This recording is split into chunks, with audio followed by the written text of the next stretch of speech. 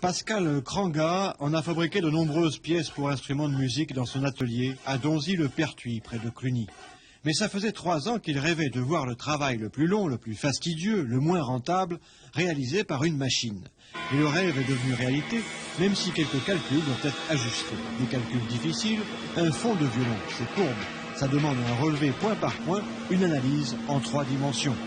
Analyse et programme réalisés par les élèves ingénieurs de l'École nationale supérieure des arts et métiers de Cluny.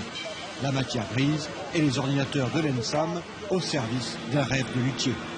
Et aussi une entreprise de Vaux-en-Velin dans le Rhône, Techniplastique, qui a bien voulu prêter l'une de ses machines pour ce premier essai, la fabrication de ce fond de violon.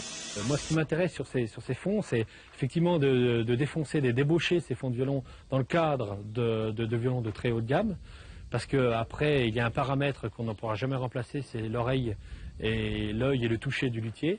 Et ça, dans le cadre des violons haut de gamme, disons que le travail de défonçage de la pièce peut être fait de façon mécanique par ce système-là. Et autrement, il y a un autre biais qui m'intéresse, c'est les instruments bas de gamme. Et là, la machine nous permet de débaucher ou même de presque complètement terminer ces pièces afin de sortir des violons bas de gamme et de sortir des violons français. En effet, 90% des instruments de musique vendus en France sont fabriqués dans les pays de l'Est ou au Japon, là où la main-d'œuvre est moins chère.